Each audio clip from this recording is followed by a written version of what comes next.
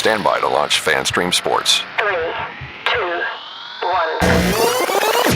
Let's start. Hello, sports fans. Welcome to FanStream Sports. Nothing but pure sports. This is the JP Show. JP, it is so good to hear you back on the air. Stand by. Now, here's JP.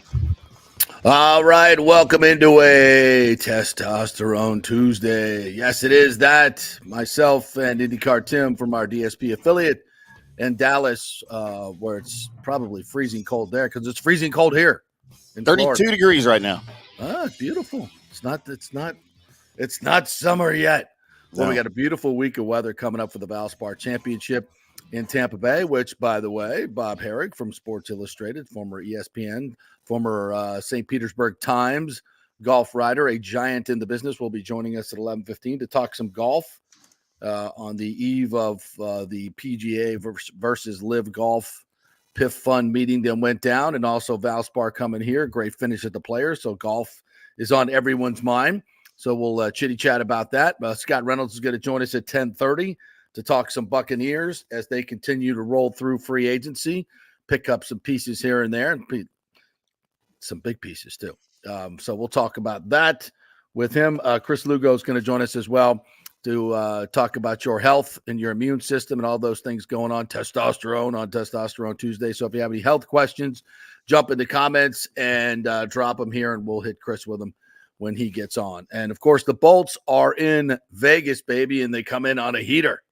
Yeah, they've been rolling at the table and rolling well. 3 big wins in a row over playoff teams. The last one, notwithstanding, maybe some not the best 5-on-5 play, but saved by Andre Vasilevsky. So you take those wins, and that's what it's all about in the NHL this time of year. Get the W, get the points, and move on. Greg Wyshynski, by the way, put out his playoff indicator percentages, and he has the Lightning at a 97% chance of making the playoffs. So that number's up considerably from like a week ago, huh? Yes, it is. That's what happens when you beat 3 playoff teams, right, in a row, and beat them, some of them decisively. So that's good. And I'm, it's a time of year. I'm like, oh, what am I doing tonight? We're going to take in a little movie. Going to go see the new Dune film. Have you seen that yet? No, I didn't see the first. I saw the one from the 80s, but haven't seen any of them. My kids are all into it, but I haven't seen any of them. Yeah, well, I'll take my stepson to this one tonight, so I'll have a full review tomorrow. The trailer looks freaking unbelievable, but it's 2 hours and 26 minutes, so I'm gonna have to tie him down with rope for 2 hours and 26 minutes. Some of these movies are getting so long. Like, what are we doing? But if they're good, they're good. Intermission. They used to do that and put intermissions in the middle of them, right? Like they'd give you a 15-minute break or whatever to go. What happened to the intermissions? Man, I don't know. That's a lost art. That needs to come back. If they're going to make movies 3 hours plus, 2.5 hours, dude, I'm going to need an intermission after about an hour and 15. Right. It's a Springsteen concert, for God's sakes. We need an intermission. I got an old bladder, man. I got to go pee. But you would think they would want to do that because, they make more money. People go to the concession stands, right? Yeah. I mean, it's kind of a no-brainer. Let's ask my man Paul Wilson why they stopped doing that. Because if it's 3 hours long, ain't nobody. You got to go to the bathroom at some point. Or am I that old? No, for sure. There are other people go, well, you can't hold your pee for 3.5 hours. What do you? You know what it might have to do with, and think about it. Way back in the day, JP, you only had one theater with one movie. Yeah, and you only had to worry about one group of people in a theater with the concession stand and the intermission. Well, now you got these multiplexes that have 18 different movie theaters in them, showing 18 different movies, and you got movie time staggered. So you got people coming in for the beginnings of movies, you got people leaving for the ends of movies, and if you start doing intermissions now, you've got an extra wave of people on each movie that's that long that you have to worry about staffing for concessions and then people loads in and out of the hallways and stuff. I wonder if that has something to do with it, Probably, but here's the other answer to that: the self-help concession stands now that they have in all the ballparks, where you just go up and you take the stuff out, you swipe it, and you go. Man, that's a genius idea. I know, so you don't have to staff it; it's all there. So. I mean, that would take care of that. You can't. I mean, plus I can't sit in one spot for even in those comfy chairs they give us. Yeah, those recliners. Now when you go to a regular theater, you're like, oh, what is this? What is this? What is this? Too old for this. This thing doesn't go back. See, we have the Cineapolis, I think they call it over here. Beautiful new theater with the chairback seats. And on Tuesday, you get $6 tickets. Yeah. It's like, yeah, let's go. So you get the $6 tickets, you get the chair back, the whole nine. Now, if you don't have to have the $15 burger if you don't want it. Sure. But so which is fine. It's there if you want it. Yeah. That's interesting on those self-checkout things you talk about. Those are kind of becoming the craze at some of even the smaller ballparks. Yeah. We've got a AA team here, the Frisco Rough Riders, that are the Rangers AA affiliate. That's literally right down the street from me here that I cover too for Sports Illustrated. Mm-hmm. And I know the owner of the team really well. He owns a stadium. He owns a team. He runs all the operations. Chuck Greenberg used to be part owner of the Rangers back in the day. Mm-hmm. And I was asking him one time about these self-checkout things. He's like, I'll never do that here. He goes, I'm not taking anybody's jobs away from him. As a matter of fact, he overstaffs. He's like, I don't want to fire anybody. He goes, I mean, we're still, making money. I don't need all these people, but they need this more than I don't need them. So he's like, you never wait in line when you go to a Frisco Rough Riders game. Like, he's got more. Can he buy the Rays, please? Please. Dude, Chuck's a good dude. His story is great. He's just a little low, like attorney from Pittsburgh who was introduced to Mario Lemieux back in the day and became his financial advisor.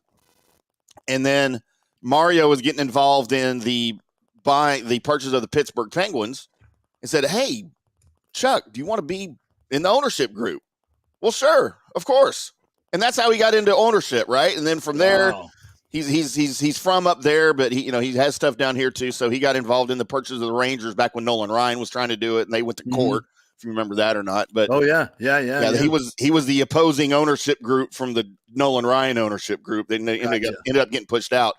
But then he owns the Rough Riders here, and this is just his focus. He's got some other interests around the country. He also owns one of their A League franchises over there and on the East Coast. But talk about a guy just getting into like sports ownership by mistake, and it's who you know type thing.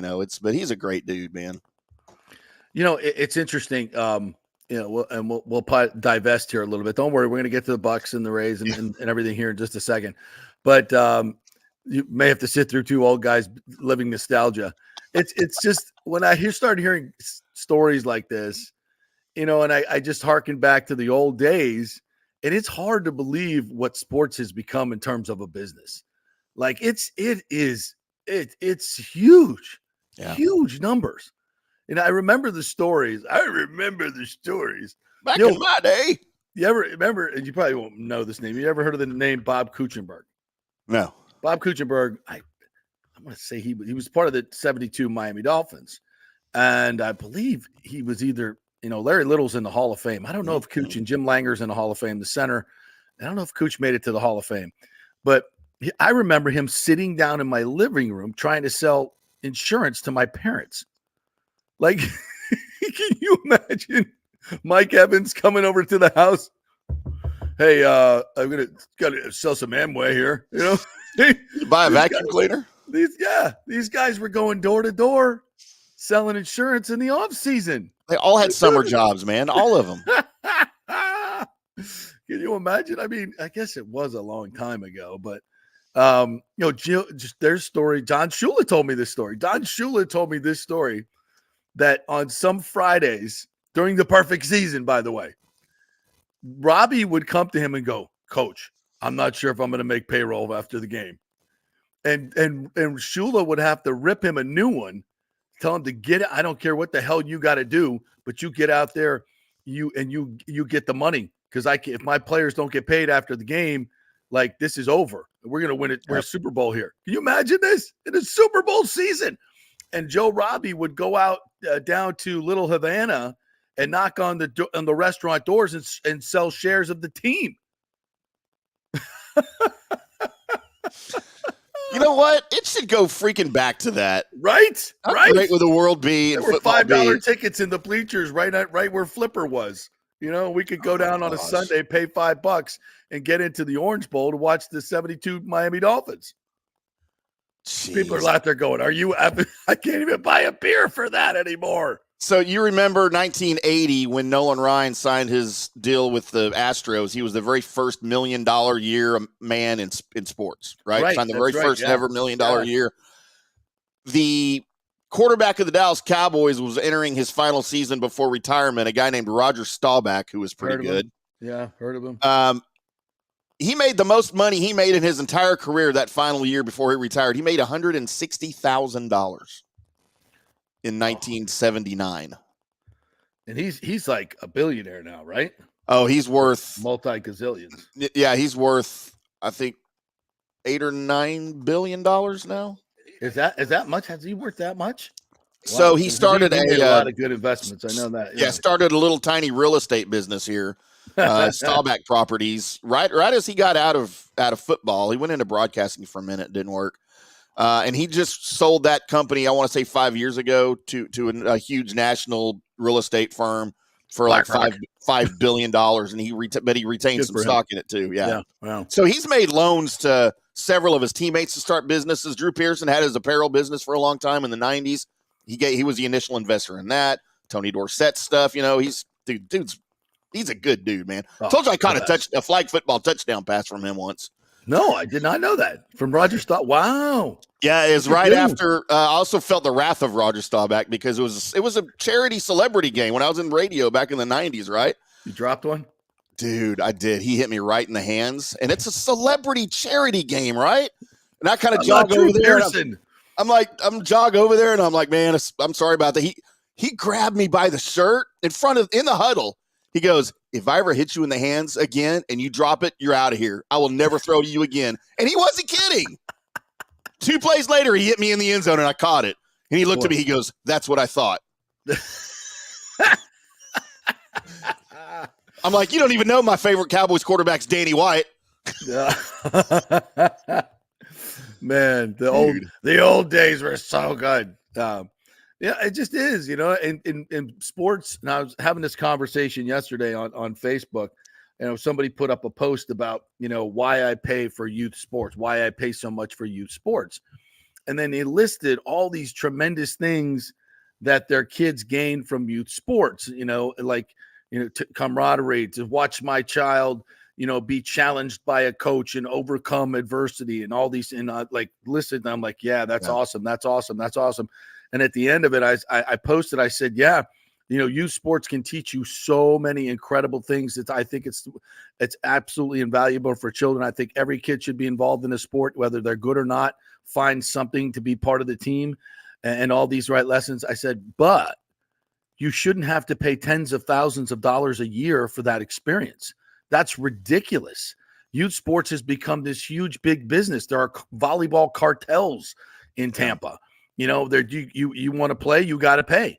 It's ridiculous, and that's wrong. So I get, I don't mean anything, if you can afford to pay it, it's fantastic, and you should, because of all those benefits.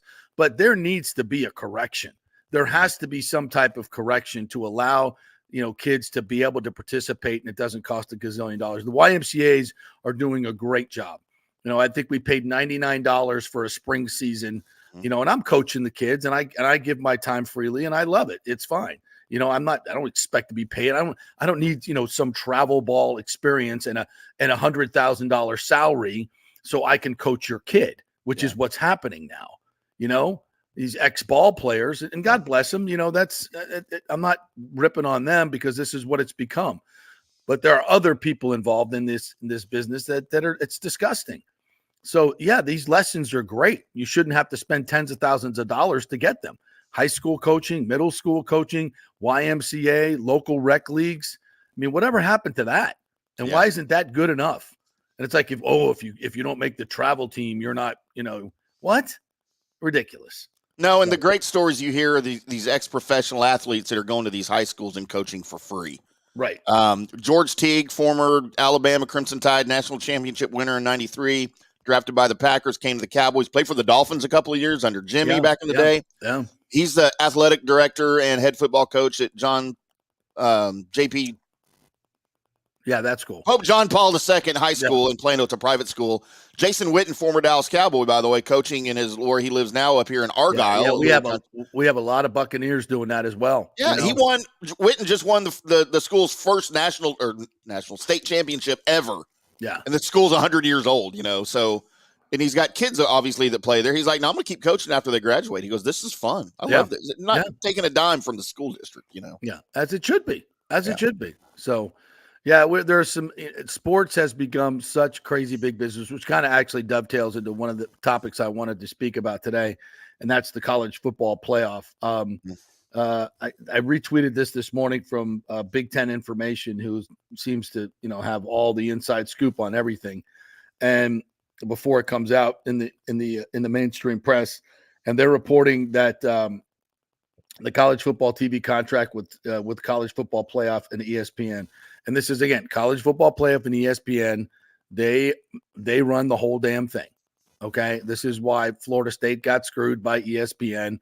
And we're going to put, actually, this is a little bit better because now there's going to be some checks and balances on ESPN, but it's only going to be two conferences that are running the show. And that's the Big Ten and the SEC. As they reported, the P2 Flex said the Big Ten and the SEC have authority to determine the structure of the playoff moving forward. So if they want to say, wow, it's 6 of us and none of you, they can do it. Said the P2 flexed their muscles during the CFP negotiations and came out on the other side, essentially now in control of the college football playoff, which is better than ESPN being in control of it, in my opinion. So I guess maybe that's a plus if you're in those conferences. Yeah. If you're not, you're effed. Yeah. Here's some of the important parts of this contract. Notre Dame has their own line items. Their financial worth is outlined in the contract, and their criteria for making the playoff is protected.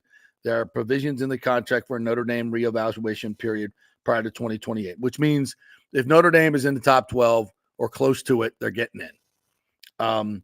The Big Ten and by the way, who decides who's in the top 12? The CFP committee, which is controlled by this entity. Okay. The Big Ten and the SEC can dictate how they want to structure the playoff. For example, if they want to have first round buys and 4 automatic qualifiers, 8 total AQs for their own 2 conferences, they can tell the other conferences that is what they want and that is final. And there's nothing the other conferences can do to stop it now since the P2 have the authority.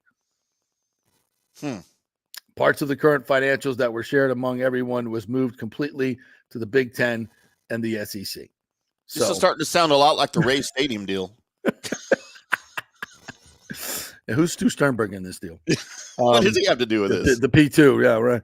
There are protections for the A4 champions previously reported, SEC, Big Ten, ACC, Big 12, which, typically were the 4 qualifiers. But if there's not an ACC team in the top 12, then you're out of luck. Because the Big Ten and SEC now have authority, the P2 can determine if that automatic qualifier for the ACC is stripped or not based on conference realignment. Same thing can happen to the Big 12. The G5 don't have any negotiating power remaining. No matter who makes the playoffs, you don't make more money by winning the national title. Thus, the financials are static. So they're just going to they're just taking the playoff money and distributing it mostly to the Big Ten and the SEC. Right. So I could go on, but basically what's going on here is something that we've predicted and many college football analysts have predicted for a long time. There's going to be a separation of the have and the have-nots. So, for a long time, Vanderbilt was part of the SEC. That's probably not going to happen moving forward. These teams that just don't belong, and it's such a horrible thing to say, but I don't know where the line of demarcation is, to be quite honest, folks. I don't know what it should be, but it sounds to me that there's going to be 24 Big Ten teams and 18 SEC teams. That's not enough. Right. I mean, there's, you're going to be leaving out some really big time historic programs and not giving opportunities for other programs to rise up and be part of this. Yeah. This doesn't sound like a solution at all. It sounds like a power grab. And I think when this becomes more public, people are going to lose their minds because like I said, Take, for instance, Iowa State, the Cyclones. Mm-hmm. Where do they fall? Should they be part of this? They have been in the top 15, top 20, top 10 in football for most of the last, 5 years. But that's not a program that you would say is a blue blood program. Yeah, they're not the Iowa State of our youth, right? Right. I mean, there's so many schools here that are really good and have long histories in college athletics that will be left out of this. Well, Right. and Florida State is a perfect example. Right now, they're not in either one of these conferences. Neither is Clemson. Neither is Miami. Neither is North Carolina. I mean, are you kidding me? Clemson and Florida State have won 3 of the last 10 national championships, if I'm not mistaken. Mm-hmm. Correct? I mean, we're leaving them out. You want to go back to the 90s and start adding the national championships of Miami? I mean, it's crazy where this is all going. And I don't think it's good for the whole. I don't think it's good for the whole. But I think this kind of goes back to what we were talking about, how big money has invaded sports, and it's not necessarily a good thing. Look at what the PIF fund has done to the PGA Tour. We'll be talking about that later with Bob Harig. That's not positive for fans. Just the general influx of money to all sports, I don't think has been positive to fans. Look at the rise in the ticket prices. You can't go to baseball was meant to be, a $5, $10, inflation, what it is. Right. Back in the day was meant to be a $2 ticket. You go in there, you have a hot dog for another buck and a Coke for another buck.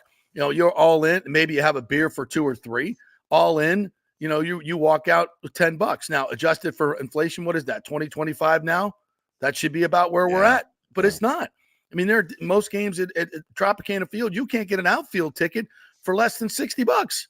That's insane for baseball. That is insane. Baseball's a daily game. I used to go to Texas Rangers games as a teenager for $5 bleacher seats in the outfield in the mid 80s. Yeah. That's can't do that now. I mean, what is that? Now $10, $12? I don't know. I mean, it's silly. It's really silly, and it's pricing out the regular dude. And as I've said, you look at the erosion of TV ratings in professional sports, and it's equivalent of $14 in today's money. $14. Yeah, I mean, and I'll say this: most baseball teams offer some type of $10 ticket, and that's where it needs to be. Yeah. But there are a lot of times, especially with the Rays, where there'll be a limited number of those. They'll sell $1,000 $10 tickets a game, and standing room only, whatever, fine. But for the most, I want to go to a game. I want to get a seat. I should be able to do that for $15, $20, $14. Right. Most days you can't do that. Can't do that. So I just big and money. The concessions are no different, right? I mean, you look at what Arthur Smith has done in Atlanta, right? Didn't he reduce the price of all the concessions? And he made it so that if you go to Chick-fil-A, on Peachtree, the gazillion peach trees, it's the same price as if you do at the Mercedes-Benz Stadium. I mean, that's groundbreaking. That's groundbreaking stuff. And it's, I think it's certainly appreciated by the fans. And it's almost like sticker shock. You're like, wow, my chicken tendies are not $20 today. Yeah. Wow. Fantastic. Well, and the Rangers, I don't know if this is true in other ballparks. The Rangers still allow you to bring in outside food. Like even in their new stadium, a few years ago when my kids were little and I had 6 of them here at home, me and the wife and the kids would want to go to a Ranger game. I could get fairly cheap tickets, through the team, where, I spent $100 for 8 of us to go to the game and tickets, but we were allowed to bring in a cooler. We'd make 20 hot dogs at home, right?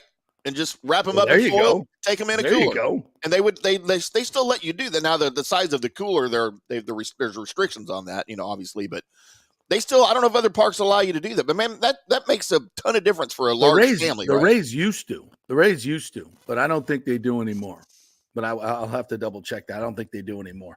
No, it makes a huge difference, a huge difference. So yeah, I wish it were different, but the genie's out of the bottle, so it's not ever coming back. But I guess it could come back because if people don't show up, you got to adjust to the marketplace. Yeah. Which, all right, brings me to another quick point here I wanted to make in the early part of the show. I had a couple of people reach out to me, 247 Rays and some others, and ask me about getting Ken Hagan back on the show vis-a-vis this, there's starting to be a groundswell of political and public pressure on the city council and the county commission to vote against this raised deal, this horrific raised deal that is on the table, that they've done everything they possibly can to keep it out of the public eye. I'm talking about the mayor and the team behind the governmental team behind the negotiations with the raise. They've met in secret with all of the city councilmen and the county people just to, ostensibly, because they don't want it all out of the bag before it's all done, which is BS. They don't want, they just want to keep everything under wraps until they can put it in front of the public and get a quick vote and shove it through before anybody really knows what's going on. There's a lot of people complicit in the media that are part of this. They do not want to tell the whole story of what this is. And I think that's a shame. That's just shameful. Put it out there, because whenever there's any public comment on this, I think the Times, not within their stories that they actually write, but some of the stories that they write have included some of the numbers, but not the numbers you see on nohomerun.com that we've talked about. I think they produced 30 letters to the editor off the latest piece they did, and 27 were negative. If you go look on their Instagram, that they posted the story on where the city councilmen are and how the voting is going and some of the concerns that are being raised, it's probably about 90-10 negative against the stadium. The League of Women Voters did a study. They sent out 39,000 surveys. They got 800 back, and 80% of the Pinellas voters were against the stadium. And this is why the city council themselves voted not to do a straw poll. Like, why wouldn't the city want to do some type of polling if they're not going to have a vote? Why wouldn't they want to do some type of why wouldn't the Times want to do some type of polling to find out where the city of St. Pete and Pinellas voters are? Because they all know the same thing. It's overwhelmingly negative. And they don't want that to be part of, Stu Sternberg doesn't want that to be part of the public narrative at all. He wants to hide that as much as possible. The fact that they're buying this property for, I talked to somebody yesterday that's taken a look at this deal. That's very learned in real estate. And they say that the Rays are going to pay $100 million, not the 155 that was reported, $100 million for the 66 acres. And they could do it over a span of 13 years. And that land is worth at least $700 million on the open market. And they're going to let the Rays buy it for $100 million, and they pay over 13 years for a billionaire. I don't understand how people can't see the ridiculousness in this. Because they don't know about it. They don't know about it. One of the articles, they had talked to a county commissioner and said, yeah, I get people coming up to me all the time. And you know what they say? I thought the deal was done. Yeah, because that's how the Times reported it. And that's how every TV station in Tampa Bay reported it. The deal is done. And I'm like, whoa. You remember, Tim, the whole week? I'm like, no, the deal is not done, folks. We haven't even seen the numbers. So, I mean, and I said at that time, wait till you see the numbers. I don't need to see them because I know how Stu Sternberg works. And for him to change his mind that St. Pete is not a major league city and all the crap that he said about St. Pete to finally change his mind, trust me, a lot of that money's going into his back pocket. And woe and behold, when we finally see the numbers, it's $2.4 billion in public tax money. And he's getting a sweetheart deal on the land. Hey, he does have to pay $1 million a year to the county, though. over 30 years, 1 million. That's what they're paying into lease. And I'm sure they're getting offsets on that too, on how they have to pay it. It's unbelievable. I mean, at some point, Major League Baseball has to step in, though, right? Well, no, they don't care as long as they get a stadium. I think they're stupid. I think Rob Manfred is a moron for allowing this to go forward. Because it's the same thing that happened in Miami, and I think he's complete. It's just going to have, this franchise is still just going to struggle with attendance, struggle with revenues. He's going to have the same problems they've always had here. I just don't understand why he doesn't understand that and why he doesn't do something about it. So I don't get it. But here we are. And as I'll stick to it. Until there's a shovel in the ground, I don't believe it. All right, we'll take our first break. When we come back, we're talking some Bucks with Scott Reynolds. We are brought to you by the Jeeves Law Group. They are local. They get results, folks. And They are trusted in this area. Scott's been doing this for over 30 years. He is a great attorney. Talked to him yesterday about a personal matter. Very, very helpful, very, very knowledgeable.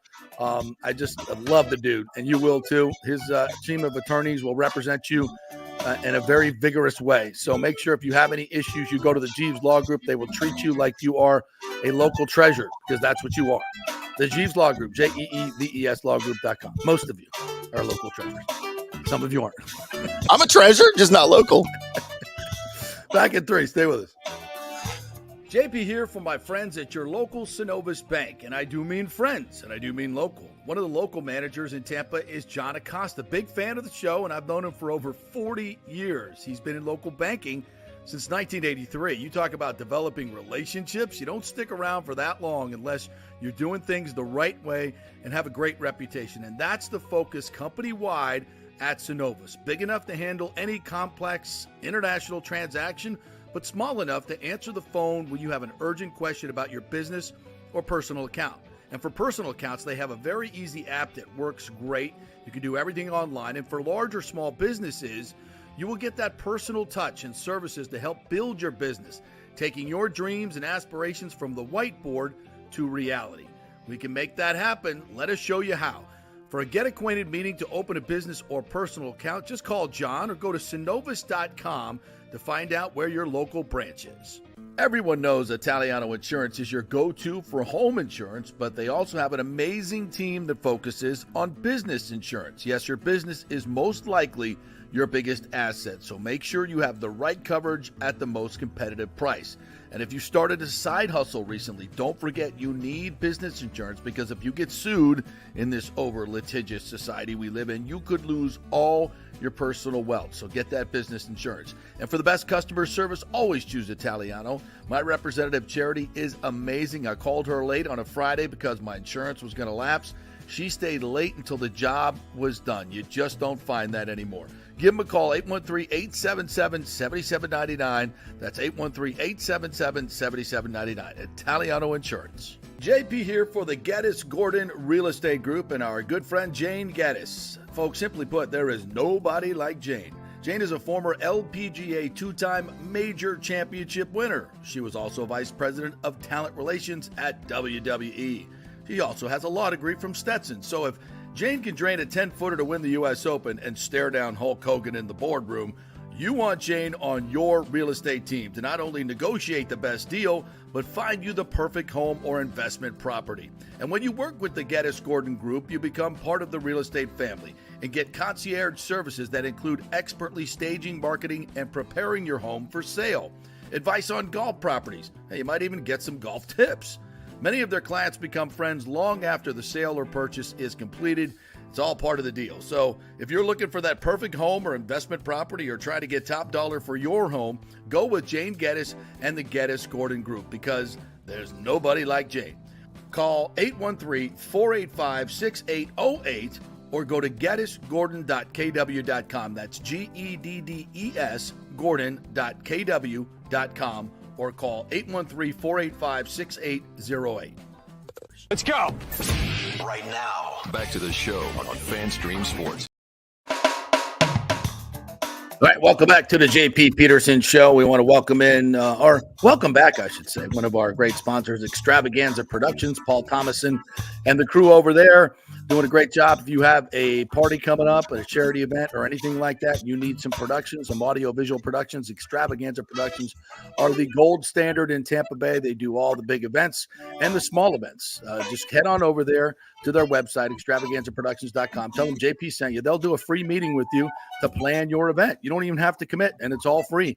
And they'll give you a tour of the warehouse where they have all the really cool props. Super fun. It's Extravaganza Productions. Go see the folks over there and have a chat with them. They'd love to meet up with you, and tell them JP sent you. Get that free evaluation of your meeting. All right, Scott Reynolds from the Pewter Report. Hair looking good. You're looking good. Thank you. The Bucks are looking good. You know, I really enjoyed the Baker Mayfield press conference last week. Just see all the people, get a one-on-one with Bake, get some FaceTime. Yeah. And I'm just telling you, man, it's such a good vibe over there. We've been around for the bad vibe times. Yes. You know, we've been to press conferences where you walk away going, what the hell was that? Right. But man, it sure feels like, as I've been using this metaphor, everybody's aboard the pirate ship. The sails are in full sail. They're going downwind, and it's all good. Ahoy, matey. Yeah. Ahoy, it certainly is. One thing that's not feeling good, and just I'm not a native Floridian, but I've lived in the state for 29 years, which is more than half of my life. Yes. So I feel like I can represent the state of Florida, and just want to apologize to all the spring breakers. Right now, it's 57 degrees in March, and this should not be happening to you. You should be coming here to get the warmth. And for some of you, it is warm. For some of you, walking around in shorts and tank tops in 57 degrees, it's warmer for you. And for you guys, I get it, but it's getting up to 65 and sunny, bro. It's perfect day. For us long sleeve Floridians with this massive cold front from the Arctic North that has hit us in mid-March. Just want to apologize that we've ruined your spring break so far. Hey, I did spring break in 1984 in Fort Lauderdale, and it was 50 degrees the entire week. Well, I'm sorry for that too. I wasn't down here for that. Oh, it wasn't I bet my you had fault. a terrible time, Timmy, didn't you? Yeah, it was horrible. At the I was introduced to Lowenbrow. Remember Lowenbrow? Oh, remember Lowenbrow? Yeah. Yeah. See, it's interesting. Quality brew. In 1984, I took a 9-month vacation from my college experience to work in Fort Lauderdale during spring break and season. Nice. For a friend of mine managing their valet deal all over Fort Lauderdale and all the bars. So I would be going from bar to bar, working. God, so I, pouring the water, for the wet T-shirt contest. And these are things that you had just had to do. It was part of your job. It's brutal. So you probably watched me perform on stage. Probably did. At the Button or the Elbow Room. Yeah. Button. Some of my finest work I might have. I knew you looked familiar. Jason Light's done some of his finest work getting all these. Professional these segue. back, yeah, right? good segue. Professional segue. Learn from the best in Mark Cook. So he taught me a thing or two. R.I.P. Cookie. Jason Light, has done some amazing work. He and Mike Greenberg, Jackie Davidson get these contracts done. And, I'm one of these people. I'm a realist. I'm not a cheerleader for the team. I know our audience is comprised of pewter people, of Buccaneer fans. And so we lean 51-49. We don't sit on the fence. We're not 50-50, right? We're certainly not anti-Buccaneer. Mm-hmm. We're going to err on the side of the team. We give them the 51%. Yep. And we try to be fair in our assessment. Like if a coach deserves to be fired, you know me, I'm not going to hesitate to say that. Which is interesting because last season, they were this close to kind of not blowing it up per se, but if they had lost in week 18, had Carolina, probably a different head coach, right? Absolutely. Charting a different course with this Buccaneer crew. Baker maybe somewhere else. Yeah. And so it's amazing. And honestly, guys, this is why we love football so much. And no disrespect to March Madness or college basketball, certainly not to the NHL. I could give two craps about baseball, just being honest. But when you've got 17 games, every single one of them matters, right? Like in the NHL or the NBA that have these especially let's just say Major League Baseball, right? You can lose 10 games in a row in a season or win 10 games in a row in a season, and it could be like inconsequential at the end of the day. Really. In the NFL, you win 10 games in a row, you're probably punched your ticket already for the postseason, right? Yeah. So and you're a Super Bowl favorite. Exactly. And so that's what is so great about football, college and pro is it's once a week. You have one game. And those one games are important. That one game in week 18 mattered. That 9-0 win, it got the Buccaneers their third NFC South championship. It played a big role in saving Todd Bowles' job. Remember when the Panthers had the touchdown called back? Yeah. Remember the three dropped interceptions by the Panthers in the first quarter? Okay. So we love this sport. How close is this ship to sinking that I know. No, it's all true. But having said that, okay, why was this team that was so close to the brink of having their ship sunk? We'll stick with the pirate team here. And going in a different direction, so quick to bring all these guys back. Yeah. It's because football is a game of momentum, and it kind of drives the analytics geeks crazy because you can't measure momentum. Mm-hmm. But as quickly as someone can point out the 4-7 start, you can point out where they won 5 out of their last 6. and then you include that postseason win and the postseason loss, and they're 6-2 down the stretch. That's some serious momentum, and I think that's why Jason Light, Todd Bowles, and the Glaziers, they wanted to keep this team together because this team was finally getting the chemistry, finally figuring it out, finally getting healthy at key positions, right? Yep. And it wasn't like the Eagles were a juggernaut coming in here. I mean, they were, their wings were clipped and they were falling out of the sky. But it wasn't like Tampa Bay just snuck past them 17-14. No. They kicked the Eagles' ass. Yeah. I mean, stomped them. Mm-hmm. And so that kind of convincing win, and then you take didn't play the best game against the Lions, and it was kind of like the Lions team. The Lions were the team last year. They kind of, I don't say came out of nowhere, but really elevated. And you go into the fourth quarter tied with them at their place. Yeah, I mean, you bring these guys back. You buy into the momentum. Maybe it's fool's gold.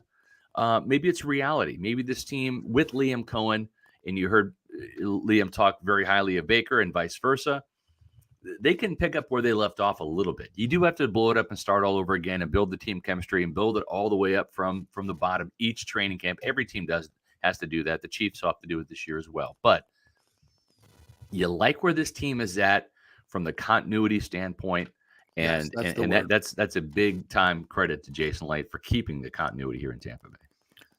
Yeah, and I remember, I read the John Romano column, and it's like, why are we doing backflips over a 9-8 team?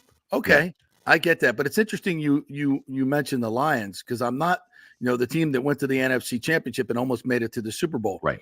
What did they do the year before? They won 9 games and they missed the playoffs by that much. And I believe they were by 1 game. And I believe they were 6-2 down the stretch. Yeah, I believe they were 6-2 down the stretch. They beat Jacksonville. I'm looking at it right now. They beat Jacksonville 40-14. They beat Minnesota, a 10-3 Minnesota team, 34-23. They beat the Jets, so that doesn't really count. They did lose to Carolina. They beat Chicago 41-10. Yep. And they beat Green Bay 20-16. So they were showing, and that was oh my God, the Lions are awful. But no, they weren't. No, they weren't down the stretch. And then what did they do? They built on that. Right. They didn't blow up the team. Exactly. They brought people back and they continue to build. Correct. And now look where they are. So you can say, okay, the team was 9-8, blah, blah. Right. But of course, they did win a playoff game. Yeah. And they played well towards the end of the season. Yeah. And think about this, with a new quarterback, with a new play caller, with a lot of new stuff. They finally put it together at the end. Hell, look at the 2020 Buccaneers. Yeah. They were 7-5. Right. You want to pay, you don't want to pay attention to the 9-8. You want to pay attention to the last half of the season. Exactly. What did they develop into? Where did they go? And I'll give Todd Bowles some credit. The year before, you went Dallas to Dallas. It was bad. The beginning was great. The end was that team got worse. Last year, the team got markedly better at the end of the season. Yeah. And he deserves credit for that. Even when this team was 4-7, nobody mentioned Tom Brady's name. Like nobody mentioned Tom Brady's name. Like, oh gosh, if they had Brady, this or that. Like nobody really did, right? I mean, Brady was an afterthought. Baker Mayfield was the perfect quarterback to come in and shrug off the pressure of following the GOAT. I mean, there's not a lot of quarterbacks that could have done that from just a mental toughness standpoint. And this guy was just like, hey, I love Tom Brady. He ain't here anymore. I'm the captain now. I mean, and it wasn't like any disrespect. It just was like the facts. It was the truth. It's like, he's not here. Somebody's got to take this job. I'll take it. Yeah. I want to start. Right. Yeah. And then, I think Baker's a pretty smart guy, but you don't have to be smart to sit there and throw the ball to 13, I mean, it's going to make you look good. Right. So yeah, I think that Dave Canales, he was a rookie play caller, but I think if you look at the one common denominator for the Bucs' offensive success and why it really dipped down in 2022, and I'm not blaming Mike necessarily, except for that bad drop at Carolina, which was a gimme touchdown, that's 75-yarder. But when you go from 14 touchdowns to 6, that's 8 touchdowns. Okay, that's 8. That's scoring one less touchdown in half of your games. Mm-hmm. That's huge. And you go back and if you play the stats game with the 2022 season, right? They went 9-8. They or actually they were 8-9, 8-9. And they won the division with a losing record. But if you take last year's scoring, which was 21 points per game, again, Mike had 13 touchdowns, right? Up from 6. Mm-hmm. So if you take 21 points and you overlay that over every single game in 2022 with Tom Brady, okay, just 3 more points per game, all of a sudden they win 10 games, right? Yep. Mm-hmm. And it looks better. It sounds better. You feel better, right, about winning the division with a 10-7 record. And that's the difference Mike makes is he gives you enough points to win games by himself. Right. And that's what this team needs going forward. And that's why, when Liam Cohen comes in, Baker Mayfield and Mike Evans are looking at each other, smiling like, did he just say players versus plays? Like, yeah, like get your best players the ball. What did Mike say? It's music to my ears, right? That's Baker Mayfield's like, yeah, sure. I'm going to throw to Mike. It got me 3 years, $100 million. Yeah, I'm going to keep throwing to Mike. Why not? Yeah, no question. Scott Reynolds joining us here from the Pewter Report. All right, so we turn our attention to let's wrap up free agency here as the Bucks get a couple of big guards with some starting experience. These are not all pros. No, nobody's saying that, but they fill in for Matt Filer, who I thought was at the end clearly. These guys are more 26, 25 years old if I'm not mistaken. 26 and 27, I believe. Yeah, 26 and 27. So much more in that. Still not 30. They got their man strength. They're kind of in their prime as offensive linemen, as I would like to say. So I like the beef. One of them can even play a little bit of center as well. Yeah, Brett. So talk to me about these two additions, and I think we haven't talked to you about the Bryce Hall addition either. So the secondary has gotten better as well. It has, and so with the offensive line, I think what they've done is they've said worst case scenario, our depth's going to be better, right? Because they had to play Stenny when Filer got hurt last year, right? So you need some depth. Cody Malk went wire to wire. So did Robert Hainsey.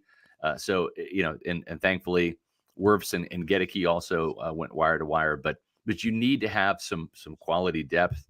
They needed to upgrade it. And so if these guys don't end up starting, or one of them doesn't, then you've got a better version of an offensive lineman than you've had with Aaron Stinney, than you've had with maybe Nick Leverett, right? So Leverett, Stinney, and Filer gone. So I think that at least with these two guys, the floor has been raised a little bit in terms of the competition and the talent of the offensive line on the interior. They're not done. This does not preclude the Buccaneers from drafting an interior offensive lineman in the first round or the second round or both. So, and I wouldn't be surprised if neither Bredesen or Opeta start this year. I think that you could get 2 starters out of this year's draft. I don't know that that's necessarily a great thing to have an interior blocking for your $33 million quarterback consisting of a second-year player and Cody Malk and 2 rookies. That's not ideal, but if they're more talented players and they can handle it, and Malk was okay as a rookie, probably a little bit better than Alex Kappa, but not as good as Ali Marpet during his rookie season. But you get a Graham Barton, you get a Jackson Powers Johnson that comes in, and you plug and play, and you go with those guys. There's also a couple of other guys. This is a deep interior offensive line draft. So this team can go offensive line around 1, outside linebacker round 2, and then come back and get another offensive lineman in the 3rd round. And you could have 3 starters in rounds 1, 2, and 3 right there. That wouldn't be out of the question. Then I really like what Todd Bowles and Jason Light did in the secondary. I thought they relied too much on rookies last year. Christian Izien, Kayvon Merriweather. Now you've got a guy that I'm really excited about in Tavier Thomas coming from Houston. This guy's a baller, man. He's good in run support, which you have to be. Rondé Barber will tell you, playing in the slot as a nickel. You are a linebacker. Okay. In a 4-3 defense, like Rondé, they took the Sam linebacker off the field and they put the extra DB on the field. Well, the extra DB wasn't Rondé. He was on the field. He's moved from outside corner to inside corner as that 3rd linebacker, essentially. So you got to be able to tackle. Tavier Thomas can do that. He can take the ball away. He's good in coverage. He's a veteran option that's going to push Christian Izien. I think one of those 2 guys will be a better version of what we had last year. You got depth, which is so key. And you got depth. And then at Bryce Hall, you're moving out Carlton Davis, who was oft injured and didn't really create takeaways when he was healthy. Mm-hmm. And you're saving $6 million off the cap for a cornerback who's going to be 28 in December. Right, 14 total over 2 years. Yeah, and you're giving Zion McCollum the opportunity to start. I think Bryce Hall will challenge him a little bit, but I think at the end of the day, Hall's probably cornerback number 3, and I think Zion McCollum has a chance to lead this team in interceptions this year. I know he dropped a gimme against the Saints, but this is a guy that had 15 interceptions at Sam Houston State. He can catch, unlike Carlton and Jamel. Yeah. Yes, my plea to Zion McCollum is this: use the preseason as your interception grounds. Take chances. I don't care if you get beat. I don't care if you guess wrong. I don't care if you give up touchdowns. You're going to be the starter. Know that. This is not like you have to play safe to make the team. No, just go out and ball out. Get used to being aggressive. Get used to jumping routes. Get used to intercepting passes, because that's what the Buccaneers need. They need more interceptions and takeaways from the secondary to get back to where they were in the Super Bowl years. So I like Hall. I think he is probably as good as McCollum was, not the athlete, but from an experience standpoint. So I think your cornerback 3 is just as good. And I think Zion McCollum has a chance to be better than the Carlton Davis of last year. Now, I don't know if he's going to be as good as the Carlton Davis of 2020. When Davis was healthier, led the team with 4 picks, was playing his best football. Great man-to-man cover guy. Yeah. And then Jordan Whitehead coming back. Man, they have not replaced Jordan Whitehead since he left. Right. They just didn't. And now you have 2 solid starters right there. And I would love to see the Buccaneers draft Tyke Smith out of Georgia, like maybe in the 3rd round. I think this guy, he can play nickel. He can play strong safety. He's a ball hawk. He's a leader. Got tons of experience, 2 years at West Virginia, 3 in Georgia, won back-to-back national championships. Man, if your safety quartet is Winfield, Whitehead, Tyke Smith, and Kayvon Merriweather, I mean, that's pretty good. That's pretty good. So I like the direction that the secondary's heading in. They don't have to spend premium draft picks addressing it, because I think they've done enough in free agency to where they're going to be okay. And then you find the next Zion McCollum. You find the next Jordan Whitehead on day 3. Whitehead was a 4th round pick. McCollum was a 5th round pick. So find some more of those guys on day 3. Use the premium picks in the trenches. Speaking of that, Tim Ham, the Cowboys sit at 24, and I believe Daniel Jeremiah mocked Jackson Powers Johnson to the Cowboys at 24. The Bucs sit at 26. And at this particular mock, I think they have Graham Barton off the board from Duke. Yeah. So if that's a situation when the Bucs pick, or it's 9, that's right. That's right. 3rd round pick to move on up, Trader Jason. Yeah, I think Light makes an aggressive move to get his guy, whoever that interior lineman is. We saw him haven't addressed one really spot to get Tristan Wirfs. Okay? Right. Right. He didn't want to leave anything to chance. He traded up one spot to beat the 49ers to the punch to get Tristan Wirfs.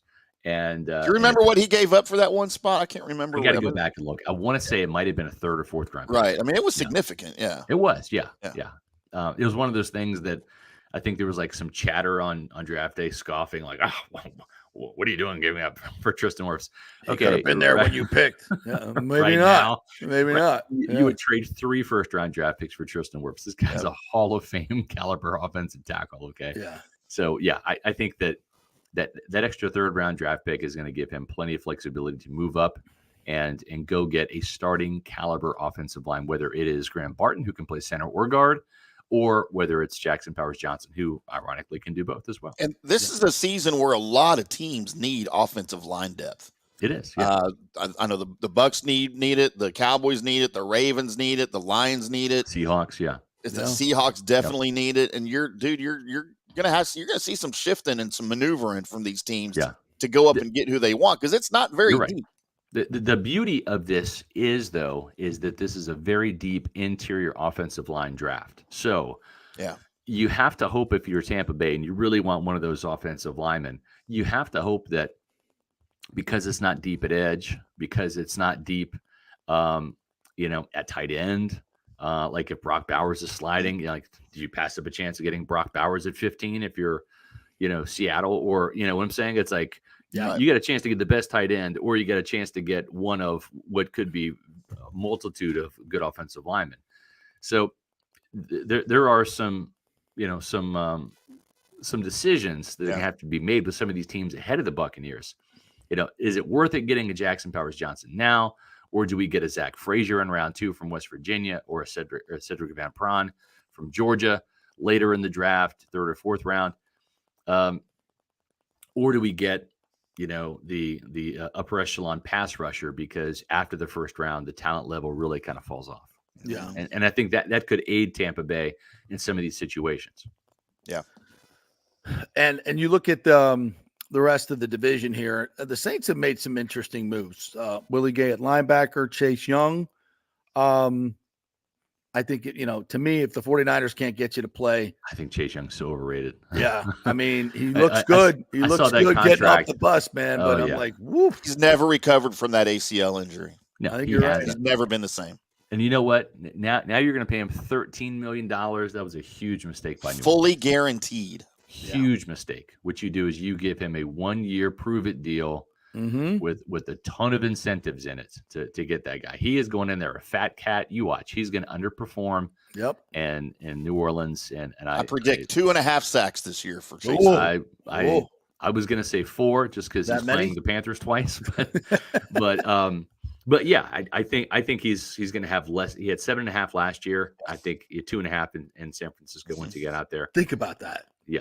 With that line you're working with, you had 2.5 sacks. Yeah. Come on. Yeah. How many one-on-ones he was up against compared to Bosa on the other side? Yeah. I think that he is going to underwhelm, underperform in New Orleans. And, there's a myth about him. Like, he's still going to continue to be that guy. But even Jadeveon Clowney now, who I think is looking for his 6th team in the league, right? Clowney's still good. He had a resurgent year with the Ravens last year. Yeah. Yeah. Real good year for him. Yep. Is he still out there? Yeah. Yeah, he is. Yeah. What does he want?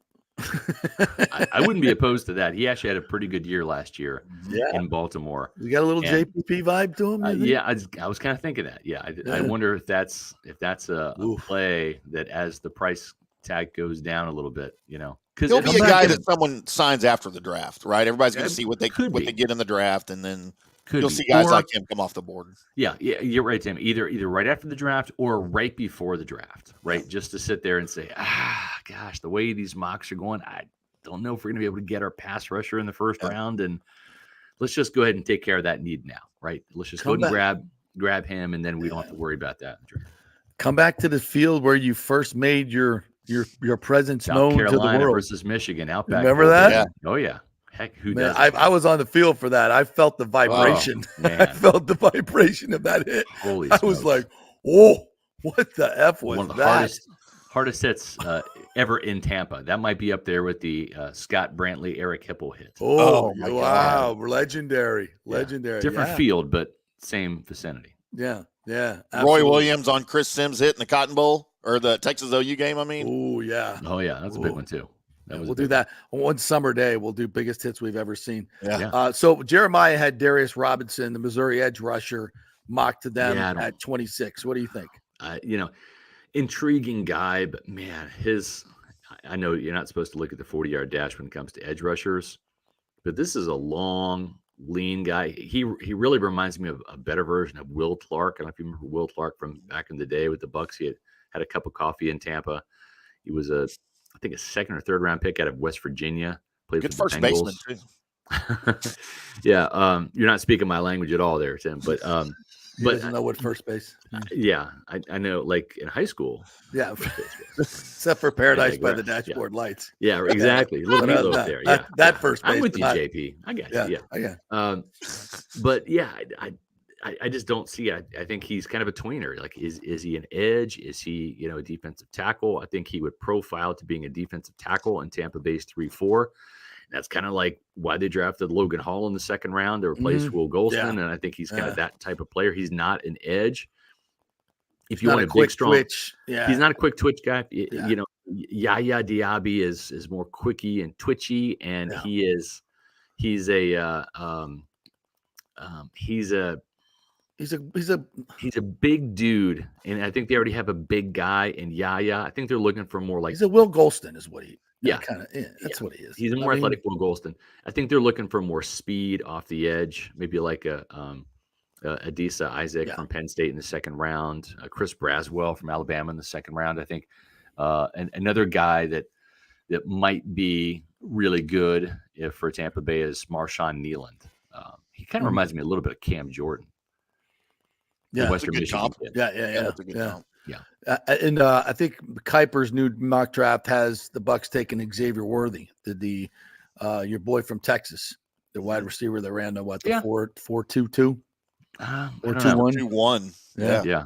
I mean, I don't know. I think that I wouldn't be surprised if they take a wide receiver in the first round. Worthy would be a little bit of a surprise for me for Tampa Bay. If they're going to take a wide receiver in the first round, I think it could be Keon Coleman. Yeah. I see a lot of Mike Evans and Keon Coleman. I just do. I think he's that type of above the rim type player. I got some really good intel on Keon Coleman this weekend. Good or bad? Mostly good. Mostly good. I'm hesitant to name my source. Okay. But it's someone that knows him extremely well. Okay. Extremely well. Okay. That's good. That's good. I'm a big Keon Coleman. I was like, oh, do you know him? Oh, yeah. Well, let's have a chat, shall we?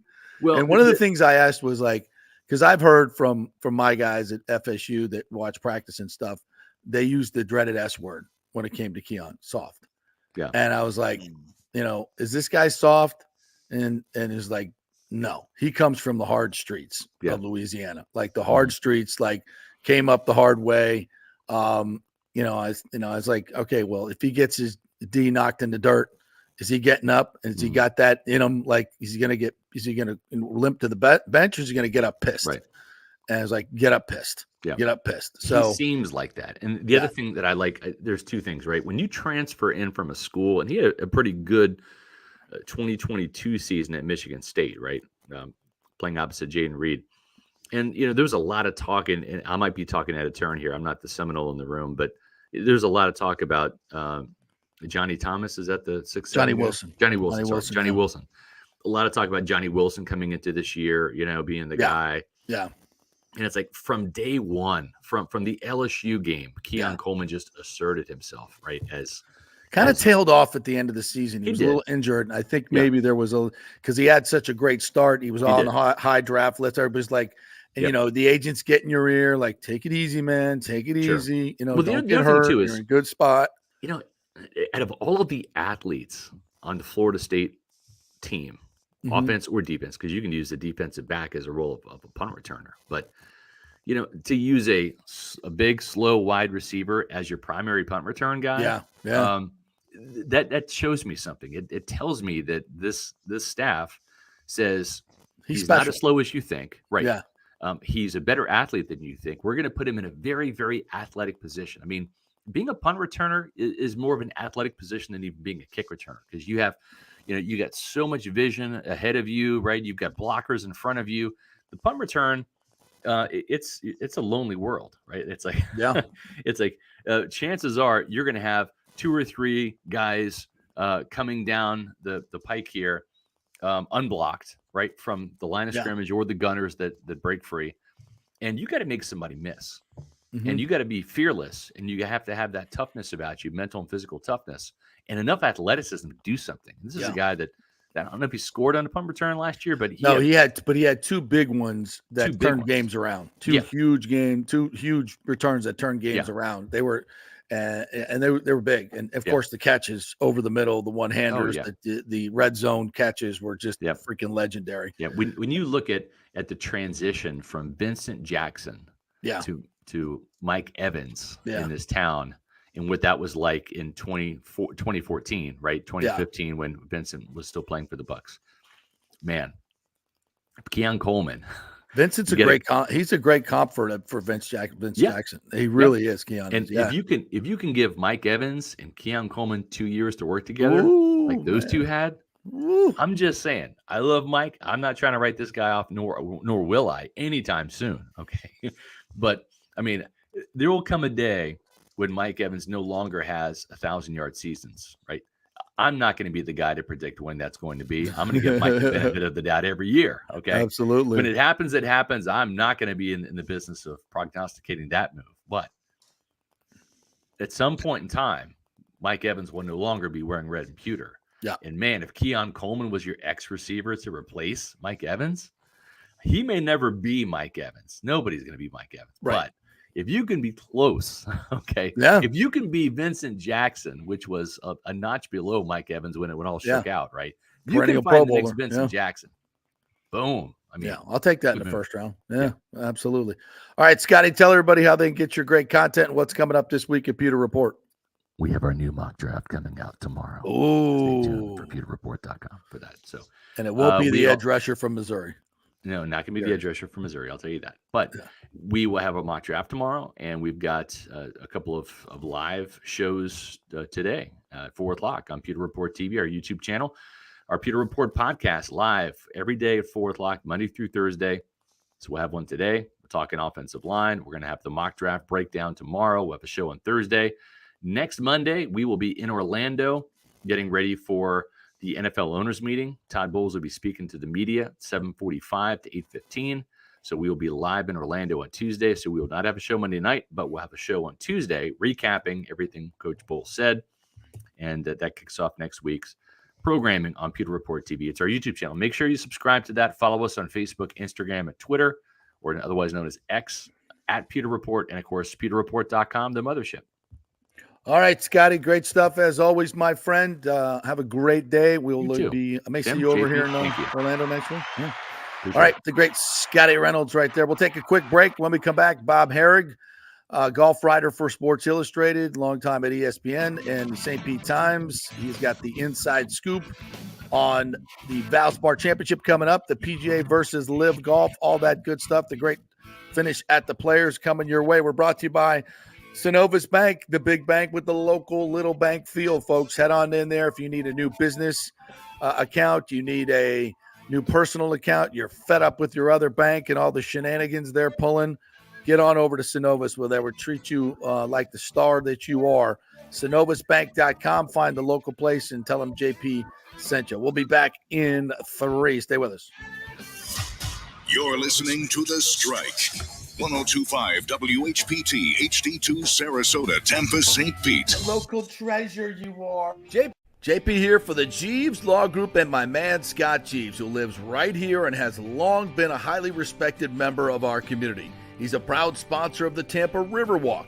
Jeeves Law Group is also a proud sponsor of our Grand Central District in St. Pete and has neighborhood events throughout the year. He has an office on Central Avenue in St. Pete and one on South Howard in Tampa. You can't get more local than that. So when you need an attorney, you're going to hire some huge firm that advertises all over the state or the one that supports your favorite sports show.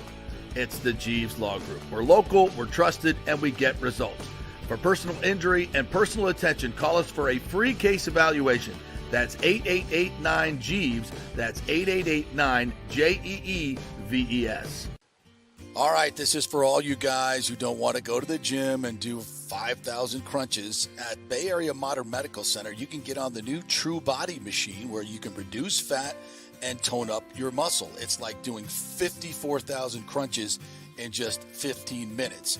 Define your body as you see fit. True Body offers personalized muscle stimulation that delivers the equivalent of those 54,000 crunches in just 15 minutes. Just get in touch with them at Bay Area Modern Medical Center, BAMMC.com. Chris Lugo and the team over there will set you up on True Body and get amazing results. Non-invasive with comfortable and little to no pain and zero downtime. You can isolate and target those areas that you want to improve and treat multiple areas simultaneously. It's an amazing machine, so check it out at Bay Area Modern Medical Center, BAMMC.com. Did you know Steve Weintraub founded the Gold to Diamond Source over 40 years ago by selling gold-plated sand dollars? And to celebrate, the Gold to Diamond Source is selling gold sand dollar jewelry with the proceeds supporting Julie and Steve Weintraub's foundation, Hands Across the Bay. Yes, in 1984, Steve opened their first location, expanded to 9 stores as far as Atlanta, but now they've consolidated all that inventory under one roof, becoming one of the largest family-owned fine jewelry stores in the country. Julie, of course, joined forces with her husband 20 years ago, and they're going to celebrate by offering up to 40% off select jewelry items. Plus, with gold prices near all-time highs, it's the perfect time to trade in your broken or unworn pieces for something new and stunning. Unlock the value in your jewelry box today at the Gold and Diamond Source. It's always one place, and it's always a great place. The Gold and Diamond Source celebrating their 40th anniversary, 3800 Olmerton Road, always online at thegoldendiamondsource.com. Let's go. Right now, back to the show on FanStream Sports. All right, welcome back to the JP Peterson Show. Brought to you by the great folks at Extravaganza Productions Incorporated, EPI. Great folks over there, Paul Thomason and the whole crew. Dolly does a great job in sales. Whatever your event is, large or small, if you've got a big wedding coming up, or you have maybe a charity event and you want to make it super special with all kinds of cool props and a cool theme, maybe you just need some creative ideas. Extravaganza Production is there for you. They've done it all, right? They can say, maybe think about this. What about this? What about this? And maybe show you some of the cool props they have in their huge warehouse.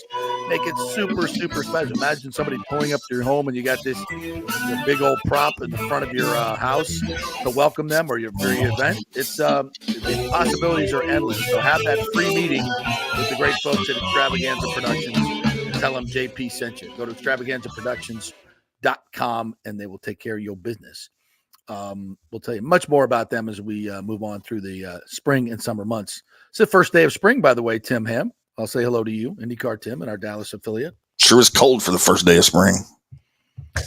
I love it. I walked outside in that fresh, brisk air. Man. It's not going to be long, man. I know. We're going to be in the freaking sweltering heat. So, We'll have another 45 days of 105 plus here in Dallas, I'm sure.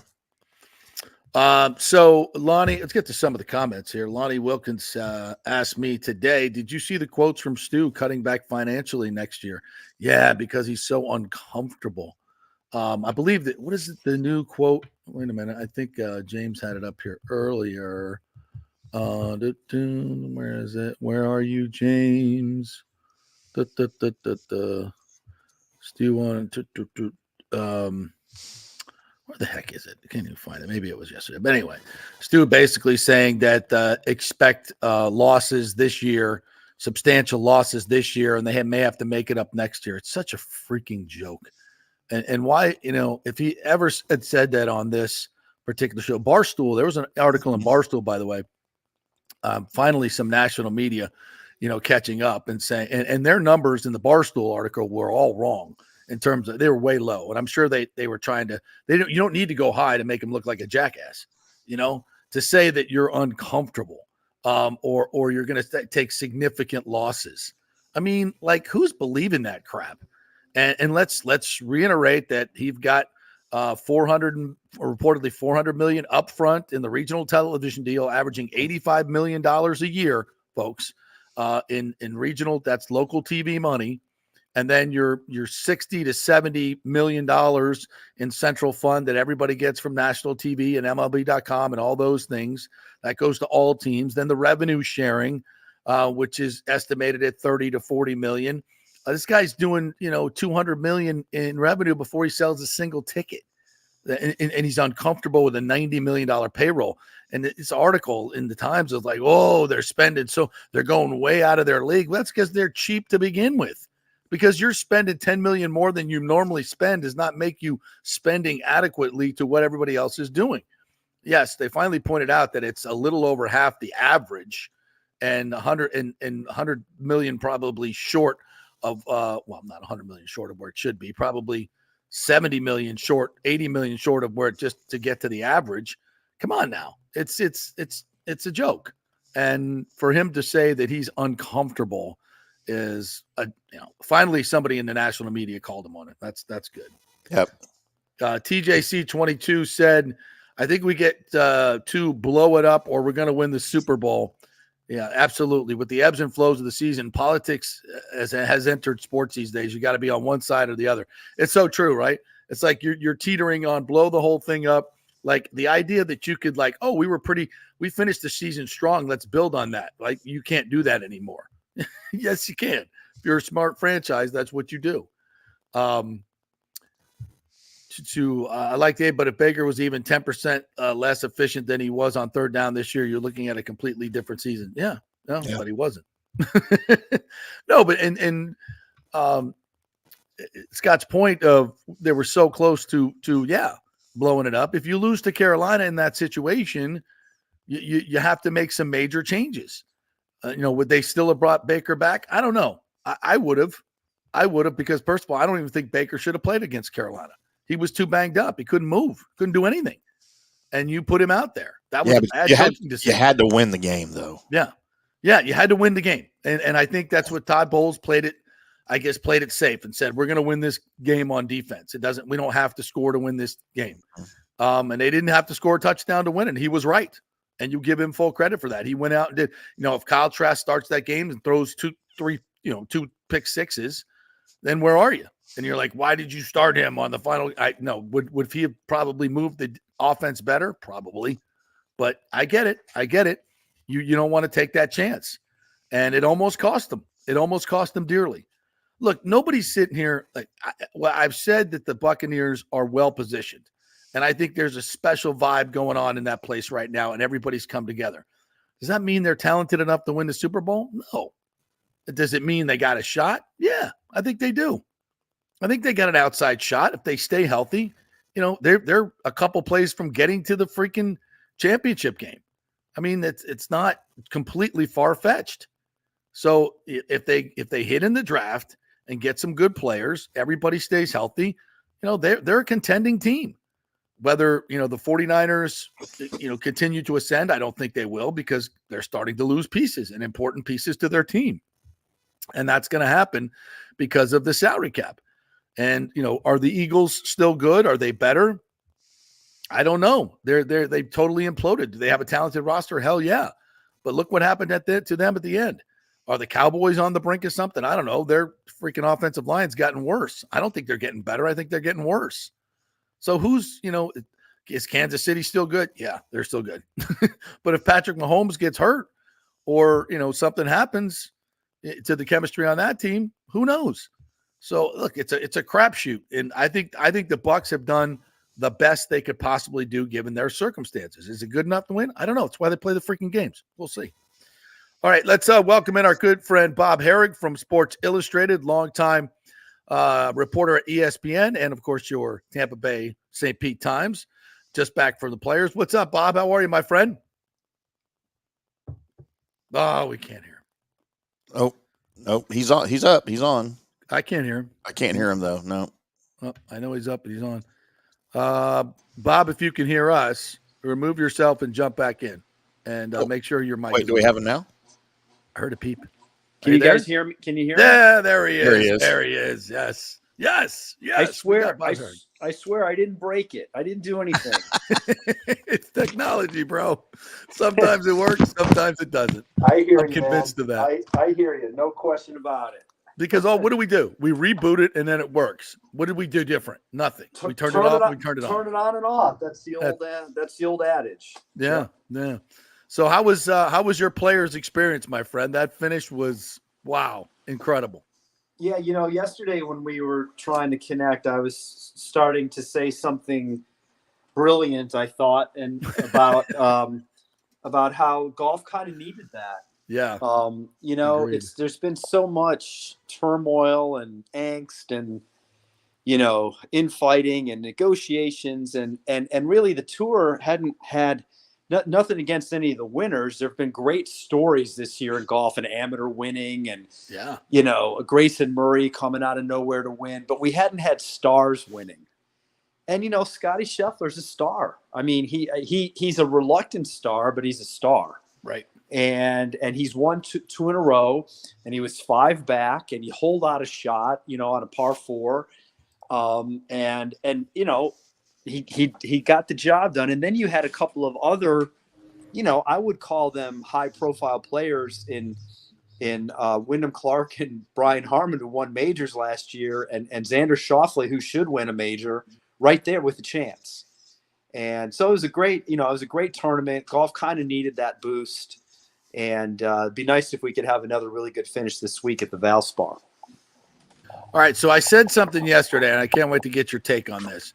So this is the first repeat champion at the Players, as we know, in 50 years. The first time it's ever happened, history of the tournament. And is it fair to say that with 8 to 10 of the top players not playing, as because they're at Live, that this diminishes what Scott Scheffler did in terms of this repeat champion? I say reluctantly, yes. I don't think you can look at it any other way. If Koepka and Johnson and all the guys that are over there were in this field, it makes it harder to win back-to-back. Fair statement? Yeah, that's fair. I mean, I think there's no question that, the tour has been watered down a little bit, and we're not going to know who's stepping up to take their place. 3 of the last 5 major winners, including a guy who won the Players 2 years ago, played for Live Golf and were not in the field. And that doesn't include Bryson DeChambeau. That doesn't include Joaquin Niemann, who's played really nicely outside of Live and got a Masters invite. There's other guys over there. Louis Oosthuizen could still be competitive. Abe Answer and Paul Casey finished second to Cam Smith 2 years ago at the Players. They play for Live. Mm-hmm. So, yeah, I mean, there's good players over there. I mean, I will say, though, that the idea of an asterisk or in any of these things is a little bit much. Yeah. I don't think Padraig Harrington feels like he has an asterisk by the 2 majors he won in 2008 when Tiger missed both for the first time ever, missing a major as a pro because he had knee surgery after winning the U.S. Open on one leg. Yeah. Tiger won 5 times that year. In 6 months, he was clearly the best player in the world. Wasn't able to go to the Open that Harrington won, nor the PGA that Harrington won. Nobody takes anything away from Padraig for winning those 2 majors. They're still really hard to win. Yeah. So that to me goes too far.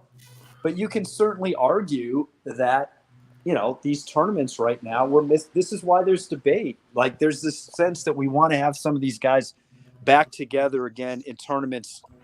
Yes. More than just the majors. All right, we're going to get to that in just a second, the meeting with PGA and Liv. But to finish up with Scotty Scheffler, and given what I said, what a performance. To shoot 64, and I know favorable scoring conditions, but still, to shoot 64 and hit the shots that he hit down the stretch. And, and I watched every shot. To me, Schauffele played timidly once he got to 14 and 15 where he had the 2 bogeys. But, leaving your eagle putt short on 16. And then I thought the putt on 17, the way he putted it, come on. Aim it, keep it inside the hole and knock it in. I know if you miss, you got 6 feet uphill coming back. You ain't put it inside the hole and knock it in. He didn't do it. I thought he bailed on 18 a little bit on his drive. So I thought he played timidly. I thought at spots Wyndham Clark did as well until he came to 17. When they both came to 17, they took dead aim at the pin and hit phenomenal shots, right? But I think the difference was Scheffler trusted himself, and he ripped every shot. I don't think he missed a freaking shot all day, and he deserved the win and full marks to that performance. Yeah, listen, Scheffler's the best ball striker in the game. No, he hits his irons, and it's pretty amazing. Last year, I think Scotty Scheffler's adjusted scoring average was the 7th best of all time and the best of anybody not named Tiger Woods. Wow. That's pretty good. I mean, it's historic type stuff. He should have won more last year based on the way he hit the ball. I mean, imagine if he could putt. Yeah, what is he doing? And look, his putting at the Players, he putted really well at the Arnold Palmer, like exceptionally well statistically for him. At last week, it was more average. Like he was like 33rd in the field, I think, in putting, but 33rd. Like look if he would just be 20th. So like he's just phenomenal off the tee and approach to the greens. And you're right. He went out and got it. And also the guy had a sore neck. You know, on Friday they had to work on him during the round. His neck was bothering him, and his ball striking probably was not. His caddy Ted Scott said it wasn't probably quite as sharp as he normally is. I'm like, wow, not as quite as sharp as normal. And look at what he still did. So it's just he's on a phenomenal run right now. I think that bodes really nicely for him for the Masters. And it's good that we finally have a 2-time winner this year. Golf needs somebody to kind of step up and have somebody to look at every week. Bob Harig of Sports Illustrated joining us here. So what did we learn anything with the meeting yesterday with the PGA Tour Player Board and the PIF fund or the guy that's running it? Yeah, I don't know that we did. I mean, I guess that was a necessary step to take. Right. Frankly, I started asking this question a few weeks ago. I went to Riviera for Tiger's event, and I asked Tiger, have you ever met anybody from the Public Investment Fund, including Yasser? Now, for him to have met Yasser, I didn't think so. But like, there's not just him. Like, you can imagine, like, there's a rung of people that are doing this, and it's behind the scenes people that we don't know their names. Just like Jay Monahan isn't talking about this every day. Right. He has people that work for him that are getting in the weeds with it, you would think. The numbers and ideas and kicking around things. And Tiger said he had not. And so then we asked that of Patrick Cantlay. I asked Webb Simpson at Bay Hill. These are all board guys. We asked Adam Scott. None of them had talked to anybody from the PIF. Now, look, the players are not going to be doing the nitty-gritty negotiating. Right. But they can sign off. It is now up to them to sign off. Right. Don't you think they would want to know what the other side wants? Yeah. And let Craig Norman be the mouthpiece? No. I mean, the other side has, and the other side is it's really not LIV. It's the PIF. It's the Public Investment Fund. And Rory hinted at this the other day. Yeah, he did. Like he thinks that they have bigger aspirations than just LIV golf and incorporating the team golf into the bigger picture. And I happen to agree with that. Forget it. And I always preface all this stuff I have to take out all the political side of it. Mm-hmm. If you do not like it because of that, I completely understand. Yes. I am not like advocating for this, and ignoring that. I always like to make that clear. Like, there's people that absolutely hate it because of the Saudi regime and 9/11 or whatever, the links, Khashoggi, the way, they don't treat women very well. They do not approach life the way we do in America. All right. So fine. I get that. Okay. But if you just look at it from the golf standpoint, look, they just sponsored a tournament in Clearwater at Feather Sound. Dude. That's right. I was there. And they put money into women's golf. That's right. A lot. And they want to be part of the bigger golf picture. Now, does that mean taking it over? I don't think so. I think it means that they would love to have a presence at the British Open and have a sign on the course that says Aramco. Mm-hmm. I think that they have ideas on how they can help grow the sport in their country. Saudi Arabia has like 8 golf courses. That's it. Yeah. They're trying to open up tourism. They want people to come there. Well, you're not going to come there first of all, they need, frankly, they need to change their laws about drinking. It's illegal. Yeah. Like, you're going to have, I'm not saying that everybody who wants to have a vacation has to drink, but clearly people want to do that on a vacation. Yeah. And so they've started to change some of their ways. They started to allow tourism. Golf would be a big part of that. Yeah. And in order to make these things happen, they're trying to get some exposure. And, they have a couple big tournaments now in Saudi. So, like, I think the idea of not knowing what they want, it sort of blew me away. Yeah, like, no, it's a great point. It's a great point. So, point. like, now, okay, is that process begun? We're 9 months into this framework agreement, and you've got people that don't really understand what they want. Yeah. That's crazy. That's crazy. I think that meeting would probably went a long way. As Rory said, let's let the players talk to the people with the money and take Greg Norman out of the equation and see how close we can get. Because I think that's a big part of the issue here. Because Greg has always been anti-PGA Tour. We know that. And it's manifested itself in this whole thing. And I think if we do remove him, I think there could be a much easier healing between. Sure. I mean, there are scenarios where Live Golf could still exist as it is, as a separate entity with the teams and players playing over there. But the only way you're going to get like Bryson and Brooks and DJ and Cam Smith and John Rahm back to playing in PGA Tour events is to have a system where they all feed into it. Exactly. And that's what Rory has proposed, sort of like Champions League soccer, like a separate entity of 6-8 world events that PGA Tour players could compete in. Maybe even some PGA Tour events would become these world events. Not a bad idea. We'll take one here. Sure. I mean, it could be some of the existing ones that have history. You could play. What if they put up $50 million to play the big finale in Riyadh in Saudi Arabia because they put up the money? You know, what if they had one in Australia where they're golf mad? And then, you know, Live could still play its schedule, but it would be part of the PGA Tour enterprises, which in theory that would allow them to maybe sell their teams and make money, but they would have to play less events. You can't play 14 events and then expect these guys to be able to play 4 majors and then, 6 or 8 more events. It doesn't work. The math doesn't work. So they'd have to lessen what they're doing. The PGA Tour would have to make concessions. If they did something like that, the FedEx Cup would probably be diminished a little bit because you would have to allow your players to play in this other thing. And I mean, are they going to be able to play as 15 PGA Tour events then? Maybe not. Yeah. Maybe there's a lot to work out. Like, would some of those world events count as tour events? There's so many ways you could do this and bring them back together at least 6 or 8 times a year.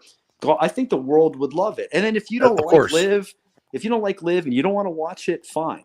Don't. But they'd have a much better chance of succeeding if they had the PGA Tour's blessing as opposed to fighting them.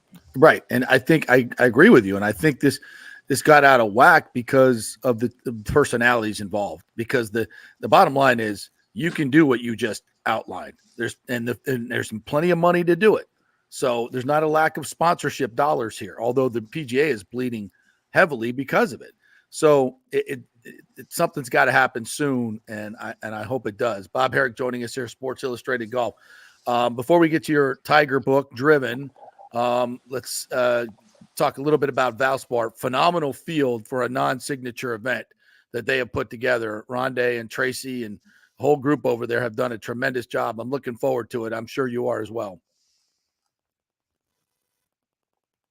Or not. Do we lose him? Did we lose Bob? Uh-oh. I thought I could hear him. Oh, I'm here, guys. There he is. There he is. Yep. I was just going to say about the Valspar, you know, there's been so much consternation over these signature events and how it might hurt other tournaments. You know, the Valspar is obviously not a signature event. Right. And it follows the Arnold Palmer and the Players, which is not ideal because you have all those guys playing the last 2 weeks. But it's still doing really well for itself. I mean, they lost Patrick Cantlay, but, you know, even though he's a top player, I'm not sure Patrick Cantlay sells a lot of tickets. No. You do have Xander Schauffele. You do have Jordan Spieth. You know, you have Tony Finau. It's a very good field. You know, Sam Burns, Sam, he's won the tournament twice. Justin Thomas is in the field. He is contended. So is Spieth. I think that's why they're here. Yeah. And so, you know, if we can get a good weather weekend, I think it'll be great. And you know, it's become, look, the players love the course. They know it's a great test. Frankly, if you didn't have the Players Championship in Florida, this tournament would draw the best field of the 4. I agree. I'm always been convinced of that. I'm not being biased because I live here. I just think that they like the course. And they've done a great job of getting people to come out and to support the event. Yeah, it's going to be the already hospitality is almost fully sold out, but you can still get some. Go to valsparchampionship.com and get it. All right, tell me about the Tiger book that came out in January. It's called Driven. Few people in the media world know Tiger as well as you do. So I'm very interested to read it and very interested for you to give us a little bit of a teaser here. Yeah, actually it officially launches next Tuesday. It's available, but it's the publication date is Tuesday the 26th. It's tied to the Masters. Obviously, the Masters is only a few weeks away. You know, the book, a lot of the book centers around the idea that this is the 5-year anniversary of Tiger's Masters win in 19 and all that it took to come back and win. And so that then expanded into look at Tiger's career and frankly, the drive, you know, hence the title, of that he's had to have to overcome or to do some of the things he's done. Obviously we know about the great victories like at Torrey Pines when he had a broken leg and he won, and we know that he came back from this incredible back surgery and a DUI, by the way, that was highly embarrassing due to the meds that he was on to win that Masters in 2019. Not only that, the Tour Championship and another tournament. Yeah. But you know, he has people probably forget about this, especially younger people. At one time, Tiger made 142 straight cuts, and he did not miss a cut for 7 years, and nobody has come within half of that. The previous record was Byron Nelson, 113, which obviously, you know, it was set like in the 1940s, and we're talking about a different era. You know, a lot of look, not taking anything away from Byron Nelson, his cuts were there were no cut events mostly, and also a lot of his cuts were determined by in the money. Like you didn't necessarily get paid all the way down. His were in the money. His was impressive in its own right. The next best in the modern era is Jack Nicklaus with 105. You know, and Tiger had 142. I mean, just like to think that a guy there's going to be a guy Friday at Innisbrook who, you know, he's a couple over par early in his round. Things aren't going great. You know, he's not hitting it solid. He's thinking, man, I could just be home for the weekend. I've missed the family, or I got plenty of money, right? Yeah, I'll regroup. I need to work on some things, and their mind drifts, and it's human nature. That Tiger just never did that.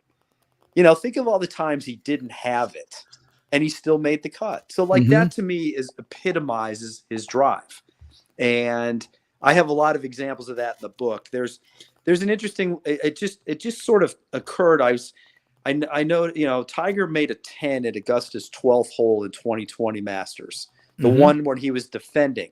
That was the COVID Master when there was nobody there. Yeah. He knocked 3 in the water at 12. The year before, that was the crucial hole in winning the Masters. He made par there when everybody else did in the water. Well, a year later, Tiger knocks it in the water and makes his highest score ever, a 10. He's got it's the fall Masters. He's not playing again the rest of the year in an official event. He's got 6 holes to go. There's nothing to play for, and he birdied 5 of the last 6. And he played with Scotty Scheffler and Shane Lowry in that last round. Nobody knew Scotty Scheffler then. He hadn't done anything yet. And Lowry had won the Open the year before. And I talked to both of those guys. I said, what do you remember about that? And they both were incredible with their stories about how much that impressed them. They're like, Tiger's got nothing going on, and he birdies 5 of the last 6. Scheffler described the shot Tiger hit on 16 as one of the best iron shots he's ever seen. Tiger made birdie on 16. He birdied the last 3. I mean, it was like, you know, and he did that to shoot 76. Now, of course, the man has a lot of pride. He didn't want to shoot in the 80s. But, like, what did it really matter? And yet, that to me is a great example, like, outside of what you think about. Yeah, of course, yeah. As to why Tiger is Tiger. It's way more than just the skill. You know, there's something inside him that most of us don't have. And that fascinates me. That, you know, in the 40 years I've been covering sports, that's when I get a chance to talk to guys like Tiger and Michael Jordan and Magic Johnson and all these, Don Shula, the greats of the great. That's the one question I always ask them, you know, try to get to the nitty gritty. What made you different? What makes you different? Why do you tick differently? dig down and give me that answer. And those are the things that they're not as obvious as people think. And the examples of them, like you just stated, are probably stories you've never ever heard of. And I think that's the fascinating part. I think it's absolutely fascinating. So I can't wait to read the book and get all those Tiger things, because that 19 comeback. I mean, there's so much we don't know that I'm sure is in the book. And that's why I can't wait to read it, because it's one of the greatest accomplishments in my lifetime. I don't think anybody saw it coming, right? Like I certainly didn't. There's no way. No, he's going to play, but he can't win. Yeah. Playing well at that time, but the idea of winning the Masters, it was 2 years, almost to the day, after he had spinal fusion surgery, which was viewed as sort of it was meant as a procedure to have a quality of life. The man could barely walk. Yeah. And he was in such distress at the I tell the whole story. It was at the 2017 Masters dinner. He left that night. He went overseas to meet with consultants. They needed to figure out a plan of attack, and they decided to have this kind of a Hail Mary surgery that wasn't really meant to restore his golf powers. It was meant so that he could play with his kids. And wow. Less than a year later, he was here at Innisbrook and he finished second. Yeah. That was remarkable. That was remarkable enough. He had a great 2018. So anyway, I talk all about that in the book, and coming back in 18 and he won the Tour Championship. He won the Masters. Then he won a tournament later that year in Japan, which was his last win. And let's be honest, it's probably going to be his last win. Mm-hmm. I think it's a big, I wouldn't say never, but I think there might be a magical moment for Tiger still, but I'm not sure it will be a win. Yeah. But it'll be a back nine at the Masters where he got in contention. Jack used to do that all the time, right? In his 50s, late 50s, he'd tickle the leaderboard, a little bit on the weekend, and we'd all just go giddy like it's 1986 again. I could see Tiger doing that. Jack tied for sixth at the Masters when he was 58, and that was the year after Tiger won it for the first time. And Jack actually finished ahead of Tiger in that Masters. I mean, it's kind of a neat convergence of their careers. Yeah, it is. It is. So I can see Tiger doing that, Yeah, it'll be fun. Can't wait to read it. When does it officially drop? Next Tuesday, the 26th, but you can order it now and you'll have it on Tuesday. All right, cool. All right, Bob, great stuff as always, my friend. Appreciate you dropping in. It was worth the wait. So thank you very much, and we'll see you out at Valspar this week. Sounds good, and glad that I survived another technological challenge. Well, hopefully we'll get you in person on Thursday and Friday by the pool like we normally do. So hopefully we'll see you there. Thanks, Sounds buddy. good. Thanks, guys. Right. See you then. The great Bob Harig. The Tiger story. See, there's so much we don't know. And there's a lot we'll never know. Like there's going to be a lot in this book. There's just a ton that we will never know. Well, maybe like whenever Tiger is at the end maybe, and he wants to spill all the beans. Yeah. God, how great would that be? Such a private dude. Well, there's a lot that he ain't never going to tell. Yeah. You don't want anybody to know, like most of us. Right. I wonder if his kids will do a tell-all book after he's gone, All right. We'll take another quick break. We'll come back and get to some of the comments here. No TJC22. I haven't forgotten my Justin Fields bet. So I have to get a clarification from you, though. Is it starting a game next year or day one? Which one was it? I can't remember. So let's tell me in the break. Quick break. Stay with us. Hey, it's a great time to buy a house and get a mortgage with American Mortgage Services. Okay, I got your attention now. But JP, rates are at 8%. That's true. But I spoke with our friend Scott Fitzgerald at AMS Tampa, and this is what smart people are doing. Rates peaked at 8% last month, but they've come down, and AMS recently locked some folks in the high sixes. Prices have also stabilized or dropped in some areas. So if you're going to eventually buy, now is the best time to get the house you want. Fitz will get you the best rate out there, shopping it around to dozens of lenders, and when rates come down in a year or so and the frenzy begins again, prices go bananas again, you will already have the pick of the litter. Then he will refinance you and keep costs at nearly zero because that's what they do at AMS Tampa. You're back at 4% in the house you wanted while others fight the frenzy. Be smart. Stay one step ahead. Email Fitz at scott@amstampa.com, scott@amstampa.com, or call 813-294-7595. Scott Fitzgerald, NMLS 386722, American Mortgage Services, 1000 North Ashley Drive, Suite 1020, Tampa, Florida. All right, this is for all you guys who don't want to go to the gym and do 5,000 crunches. At Bay Area Modern Medical Center, you can get on the new True Body machine where you can reduce fat and tone up your muscle. It's like doing 54,000 crunches in just 15 minutes. Define your body as you see fit. True Body offers personalized muscle stimulation that delivers the equivalent of those 54,000 crunches in just 15 minutes. Just get in touch with them at Bay Area Modern Medical Center, BAMMC.com. Chris Lugo and the team over there will set you up on True Body and get amazing results. Non-invasive with comfortable and little to no pain and zero downtime. You can isolate and target those areas that you want to improve and treat multiple areas simultaneously. It's an amazing machine, so check it out at Bay Area Modern Medical Center, BAMMC.com. Everyone knows Italiano Insurance is your go-to for home insurance, but they also have an amazing team that focuses on business insurance. Yes, your business is most likely your biggest asset, so make sure you have the right coverage at the most competitive price. And if you started a side hustle recently, don't forget you need business insurance, because if you get sued in this over-litigious society we live in, you could lose all your personal wealth. So get that business insurance. And for the best customer service, always choose Italiano. My representative, Charity, is amazing. I called her late on a Friday because my insurance was going to lapse. She stayed late until the job was done. You just don't find that anymore. Give them a call, 813-877-7799. That's 813-877-7799. Italiano Insurance. Let's go. Right now. Back to the show on FanStream Sports.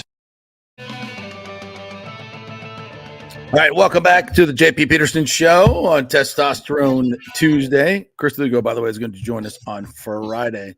He's got running long with some patience, because that's what he does. That's what he does. Hunger with the patience, and it's still our interview.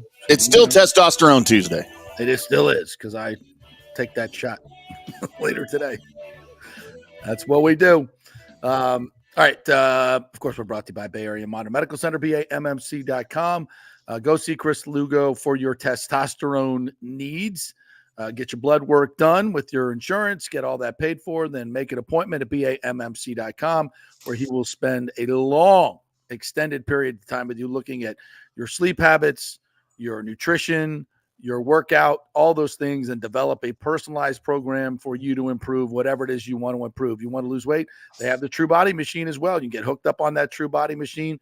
It activates your core muscles for you, and those problem areas just kind of melt away. It's getting great results with that. If you want to lose weight, they've got personalized ways to do that. So a lot of different ways that they can help you. So there you go. BAMMC.com. Am I still there? Am I still here? Thought we took a power hit. All right, let's get to some of the comments here. Is there anything else that I missed? Oh, a couple of quick stories here. Condoms are back at the Olympic Village. They're going to supply 300,000 condoms. 300,000 condoms. How many athletes are there? That's what I was trying to do the numbers. The 300, because you shouldn't need more than one, right? Per activity. I mean, they're there for 20 days, man. Come on. Just use it again. Just recycle these things. What are you talking about, bro? That's why they have 300,000. I don't think Olympic athletes should be doing that. I mean, I get it. I would too, but aren't you supposed to be saving your when you're a boxer, you don't like do it the night before a fight or anything? Well, that's old school, right? Isn't it? I don't know. Well, I mean, like what I always heard. To me, it's so much of this is a mental game, right? So, their anxiety build up. Yeah, I think it's, I mean, like I can't do that the night before a show. Oh, stop. I just can't get over the number. 300,000. Right? There's what is it at an Olympic Village? There's 15,000 athletes. Man, I don't know the number, but She started doing the numbers. I think it works out to about 50 a piece. Yeah. Let's see. I'll look a lot of action going on there. Jeez. Yeah. Wait, is there like a sponsor for this? Like, is Trojan? There should be. Absolutely. Okay, so in the 2024 Paris Olympic Village, it'll house 10,500 Olympians. All right, well, that's easy. And 4,400 Paralympians. Okay. So do they get those too? You're gonna get me in trouble now. Let's see. Okay, so I'll do the math. 300,000 divided by 10,500. It's a lot. Almost called you Colby. JP, that's 28 and a half condoms per Olympian. Half a condom. 28. 28 and a half per Olympian. Could you use 28 and 20 days? But of course, you're not there the whole time. The athletes come in and out. Like you're competing for, you might be only competing in a 4-day window. Right. So you don't stay there the whole time, I don't think. I guess it's better to have too many than not enough, right? Rick got you on this one, buddy. Do they just have like dispensers? They're just like they throw them in your nightstands for you, or they're part of the welcome package. Part of your swag bag. A t-shirt, a hat. Oh, here's a 12-pack of condoms. Yeah, Rick, by the way, I've never used one in my life since the age of like 25. So that's when I started having kids. Rick says, Tim, you took 8 kids to a Ranger game. Obviously, condoms are a foreign concept. Indeed, they are. Got a drawer full of them that I haven't used. Lonnie says, who wins the long jump of the Trojan Olympics? Well, I guess some of those guys can pole vault without the pole. Hey, now. Oh, Lord. Hey, now. Almost as bad as the stories you hear from the Disney Scholarship Village, which is not far from where I am right now. Yep. Yeah, all I know is that the parking lot is always packed. There's tons of people there. It's a good one, Lonnie. Still not enough condoms for all the fans. Stu is going to F. 300,000. You just said, how did Arthur Smith get another job? Oh, he's an okay coordinator. Coordinator, just wasn't a great head coach. Yeah. Inserts Kermit face. You know damn well it was ha. What is that about? Oh, don't ignore my Justin Fields. All right, so if he starts a game next year, I just said he'll be a starter next year. We bet a 6-pack. And you said no. I said yes. He will eventually start a game for the Pittsburgh Steelers next year. Who got a steal? I don't understand. For a 6th-round pick, I'm adding Justin Fields as a change of pace at the goal line. If I'm the Falcons, what you don't give up a 5th-round pick for Justin Fields? Who's your backup to Kirk Cousins, who's coming off a freaking Achilles tear? Didn't they trade Desmond Ridder? Yeah. Who's the backup? He's in Arizona. Who's the backup? Now they'll probably say, "Well, we couldn't have Taylor Justin Heineke. Here. Is he still there? I don't know. I think he got traded too. It's like we couldn't have Justin here backing up Cousins because the fan base will be calling for Justin Fields if he has one bad game. So what? Do that anyway. You're going to do that anyway. Even if it's Taylor Heineke. At least you have somebody there who you can put on the field. I mean, I think I'm not sitting here saying Justin Fields is the greatest quarterback in the league, but for a 6th-round pick, are you kidding me? Wow.